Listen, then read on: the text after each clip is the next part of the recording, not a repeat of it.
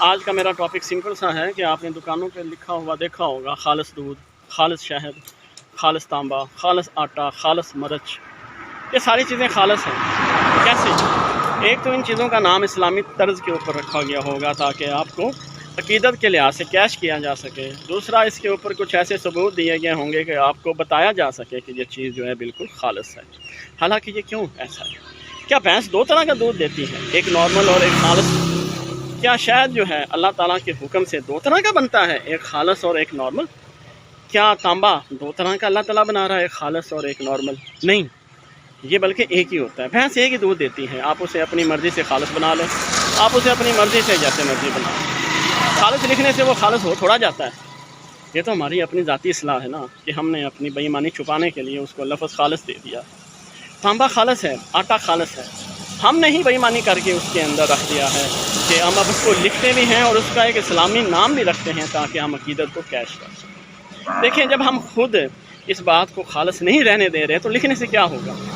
کیا لکھنے سے دودھ خالص مل جائے؟ چلے مجھے آپ بتا دیں کہ آپ کی اتنی عمر ہو گئی ہے، آپ نے کبھی خالص دودھ پیا ہے؟ آپ نے کبھی خالص شہد کھایا ہے؟ خالص دیسی گھی کبھی آپ نے کھایا ہے بازار سے لے کے؟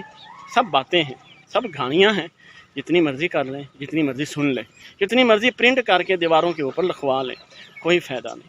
ہاں، ایک ضرور ہے کہ اگر آپ کے اندر خوف خدا ہے تو آپ اس سے باز رہیں گے، اور اگر آپ خالص نہ بھی لکھیں تو اللہ تعالیٰ ایٹومیٹکلی آپ کے پاس وہ سارے گاہک بھیجے گا جو کہ آپ کے پاس آ کے چیز کو خریدیں گے۔ اور آپ خالص نہ لکھیں، وہ خالص ہی رہے گا، وہ کبھی بھی ملاوٹ والا نہیں بن سکتا۔ یہ ہمارے ساتھ ہیں مسٹر افضل صاحب، یہ AO بھی رہے ہیں، ان کے بارے میں پوچھتے ہیں۔ سر آپ بتائیے گا، آپ گاؤں کے بندے ہیں، تو یہ جو دودھ ہوتا ہے یہ دو طرح کا ہوتا ہے یا ایک طرح کا؟ یعنی کہ کچھ کہتے ہیں یہ خالص دودھ ہے اور کچھ کہتے ہیں یہ نارمل ہے، تو آپ اس بارے میں کیا کہتے ہیں کہ یہ دودھ دو طرح کا بھینس دیتی ہے، خالص اور ملاوٹ والا؟ ایک طرح کا ہی ہوتا ہے، دو طرح کا تو نہیں ہوتا۔ آگے جو لوگ ہیں نا ہاں جی، اس میں چینجنگ کر لیتے ہیں۔ وہ چینجنگ سر جو کرتے ہیں، تو اگر وہ نہ کریں تو اس کا مطلب یہی ہے نا کہ ہمیں خالص لکھنے کی ضرورت نہیں ہے۔ بالکل۔ تو آپ کچھ کہنا چاہیں گے؟ جیسے ایک تو ہمیں اسلام ہی یہ بتاتا ہے کہ ہر چیز میں جو ہے نا خالص ہے، اور ملاوٹ کرنے والا جو ہوتا ہے ملاوٹ، اس کو بتایا گیا کہ وہ ہم میں سے ہی نہیں ہے۔ نہیں، بالکل، جو آپ نے بات سنی ہے افضل صاحب کی، یہ ہم میں اسلامیات بھی ہیں اور یہ AO بھی رہے ہیں، یہ ایجوکیشنسٹ ہیں بیسیکلی، حویلی لکھا وساوے والا۔ تو یہ بچوں کو کیا پڑھاتے ہیں؟ یہی کہ ملاوٹ مت کرو۔